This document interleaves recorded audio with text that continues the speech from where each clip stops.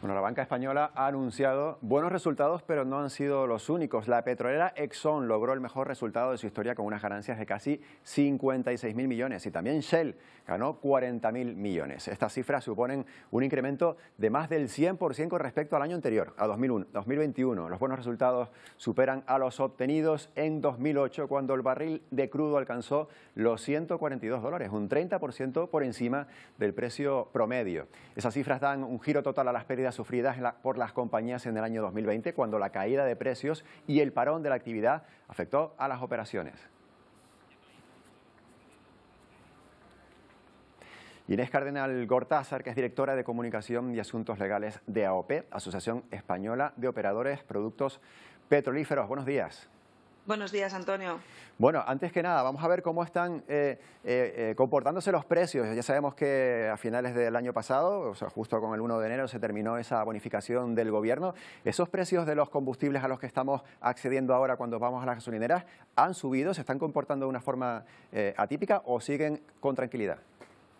Bueno, el 1 de enero, evidentemente, subieron los 20 céntimos que subió la bonificación, porque esto era un efecto directo, pero a partir de ahí, pues se han comportado como se comportan siempre. El principal factor que afecta a los precios de los carburantes en el surtidor es la cotización internacional de los productos ya refinados. Siempre hablamos del crudo, pero en realidad son la gasolina y el gasóleo ya refinados, que cotizan en mercados internacionales propios, los que marcan el precio de la gasolina en el surtidor.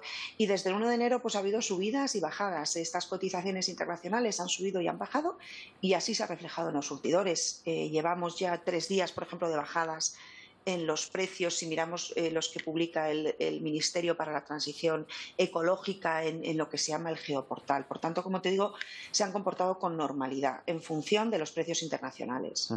Precisamente esos precios internacionales sufrieron unas subidas importantes. Todo lo hemos relacionado con la guerra que está, pues hace un año prácticamente, que dentro de poco se cumple un año, que empezó en Ucrania. Allí se habló pues que había problemas con la distribución del combustible. La demanda seguía siendo estable, eso hace que suban los precios, todo el mundo lo puede comprender, pero ¿cómo encajamos en esta ecuación esos beneficios tan grandes que han tenido las petroleras precisamente durante el año 2022?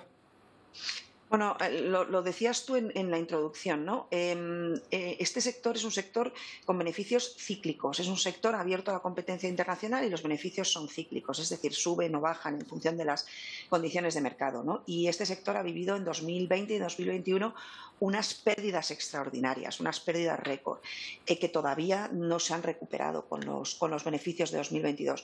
En 2022 la situación es, como contabas, que el crudo ha subido muchísimo y también el refino se ha convertido en un factor estratégico, porque ha habido cuellos de botella en el refino, por tanto el que tenía una refinería pues se ha convertido en un factor estratégico. Pero como te decía, no se puede hablar de estos beneficios extraordinarios de 2022 sin recordar las pérdidas extraordinarias.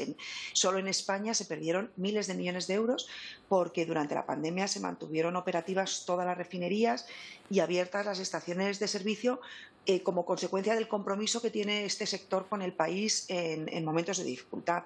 Compromiso que se volvió a poner de manifiesto tras la invasión, con la subida de los precios de los carburantes, ofreciendo descuentos muy superiores a los de la bonificación. Además, estos beneficios los tenemos que entender como la garantía de que se van a poder acometer las inversiones milmillonarias que ya han comenzado para transformar esta industria y poder alcanzar la neutralidad climática en 2050.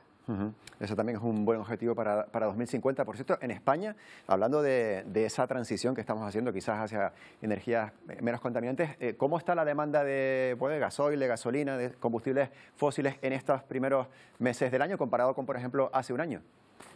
Bueno, la demanda, se acaban de publicar los últimos datos que se han publicado, que los publicacores son los de diciembre de 2022, que ya entonces tenemos una foto de todo el año 2022, pero claro, diciembre fue un mes muy atípico porque aumentó muchísimo el consumo de combustibles porque se estaba previendo el fin de la bonificación y por tanto entonces en octubre ha habido una subida muy importante del consumo, pero si cogemos el conjunto de 2022 todavía estamos un 3,6% por debajo del consumo de 2019, es decir, no se han recuperado los niveles prepandemia. Y algo ya rápidamente para este inicio de 2023, para los próximos meses, porque estamos pendientes de Rusia también y de esas restricciones que pone la Unión Europea a los combustibles que vienen de allí, sobre todo al diésel. ¿Cómo puede afectar esto para los próximos meses?